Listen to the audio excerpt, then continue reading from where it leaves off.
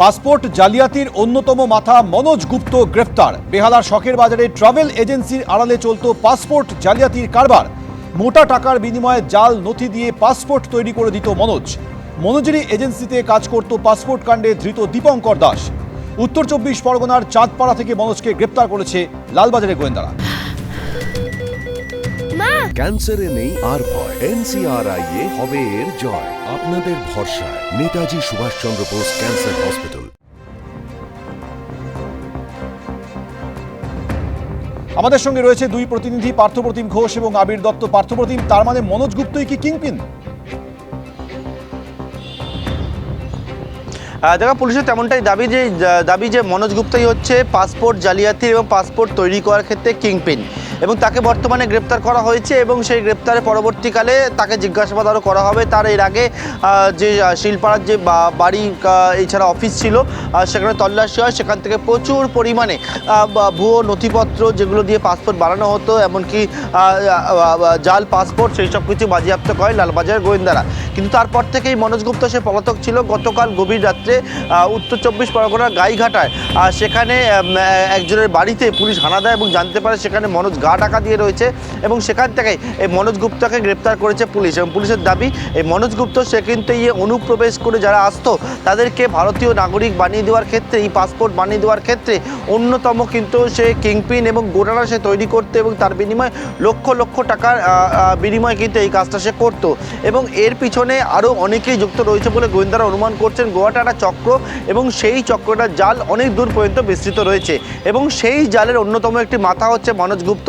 তাকে বর্তমানে গ্রেপ্তার করা সম্ভব হয়েছে, তবে এর জাল আরও কত দূর পর্যন্ত যে বিস্তৃত রয়েছে সেই বিষয়ে তদন্তকারী এখনো পর্যন্ত জানার চেষ্টা করছেন। সৌমেন, পার্থপ্রতিম, তুমি আমাদের সঙ্গে থাকো। আরেকবার আপনাদের জানাবো, মোটা টাকার বিনিময়ে জাল নথি দিয়ে পাসপোর্ট তৈরি করে দিত মনোজ বলে পুলিশ সূত্রে জানা যাচ্ছে। আমাদের সঙ্গে রয়েছে আমাদের অপর প্রতিনিধি আবির দত্ত। আবির, তার মানে বেহালার শখের বাজারে ট্রাভেল এজেন্সির সামনে আর আড়ালে চলতো পাসপোর্ট জালিয়াতির কারবার। এবং শুধুমাত্র ট্রাভেল এজেন্সির সামনে, এবং পাসপোর্ট তৈরি করার জন্য প্রয়োজনীয় আইডি প্রুফ সেগুলো তৈরি করে দেওয়াই শুধু নয়, এই সময়টা প্রায় 1 বছরেরও উপরে। তার কারণ শখের বাজারে যে বিল্ডিংয়ে দুটি ফ্ল্যাট ভাড়া নিয়ে এই কাজটি চালানো হচ্ছিল, সেটা মনোজের মাধ্যমেই, কিন্তু মনোজ গুপ্তের মাধ্যমেই চলছিল, এবং তার বেশ কিছু কর্মী ছিল, তাদেরকে দিয়ে সেই কাজ করাতো বলেই অনুমান করছেন তদন্তকারীরা। যেদিনকে সমরেশ বিশ্বাস গ্রেপ্তার হয় তার পরবর্তীকালে আমরা দেখেছি যে সমরেশ বিশ্বাসকে জিজ্ঞাসাবাদ করে বেশ কয়েকজনের খোঁজ করতে বিভিন্ন জায়গায় তল্লাশি চালিয়েছিল পুলিশ। এরপর দীপঙ্কর দাস বলে পণ্যশ্রী থেকে এক ব্যক্তিকে গ্রেপ্তার করা হয়। এই দীপঙ্কর দাসের বিরুদ্ধে অভিযোগ যে সে আইডি প্রুফ তৈরি করেছে, কিন্তু সে কোথায় বসে আইডি প্রুফগুলো তৈরি করেছে? প্রাথমিকভাবে যেটা জানা যাচ্ছে যে এই জাল আইডি প্রুফগুলো তৈরি করা হতো যে অফিসে বসে, সেই অফিসটাই হচ্ছে মনোজ গুপ্তর। এবং শখের বাজারে সেই অফিসে মনোজ গুপ্ত যখন দীপঙ্কর গ্রেপ্তার হয় তারপর থেকে বেপাত্তা হয়ে যায়।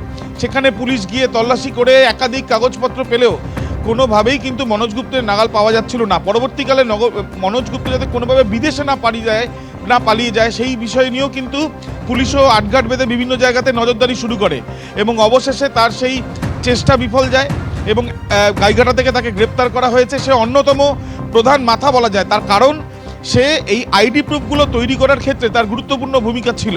এবং ট্রাভেল এজেন্সির অফিস সামনে থেকে দেখিয়ে পিছনে এই ধরনের আইডি প্রুফ সে তৈরি করে যাচ্ছিল কতদিন ধরে, যবে থেকে এই অফিস ছিল নাকি তারও আগে থেকে। আরেকটা তথ্য তোমায় দিই, যেটা জানা যাচ্ছে পুলিশ সূত্র থেকে, যে সমরেশ বিশ্বাসের সঙ্গে এই মনোজ গুপ্তর কিন্তু যোগাযোগ ছিল, এবং যেটা অনুমান করা হচ্ছে যে বাংলাদেশ থেকে চোরাপথে এখানে, অর্থাৎ ভারতবর্ষে পশ্চিমবঙ্গে এসে পৌঁছায় বাংলাদেশের নাগরিকরা, তাদের সঙ্গে যোগাযোগ করা, তাদেরকে কনফিডেন্সে নেওয়া এবং তাদেরকে পাসপোর্ট করে দেওয়ার নামে বা তাদের কাছ থেকে মোটা অঙ্কের টাকা নিয়ে প্রথমে আইডি প্রুফ তৈরি করা, যে ডিপার্টমেন্টটা একেবারে সামলাতো এই মনোজ গুপ্ত এবং তার টিম। অন্যদিকে সেই আইডি প্রুফগুলো দিয়ে পাসপোর্টের পোর্টালে সেগুলো আপলোড করে পাসপোর্ট প্রক্রিয়া, যেভাবে পাসপোর্ট হয় সেই তৈরির প্রক্রিয়ায় গিয়ে সেই পাসপোর্টগুলো পরবর্তীকালে সেগুলো কালেক্ট করে সেগুলো হ্যান্ডওভার হয়ে যেত। পুরোটাই একটি চক্র আকারে চলেছে, যে চক্রের অন্যতম এই মনোজ গুপ্ত।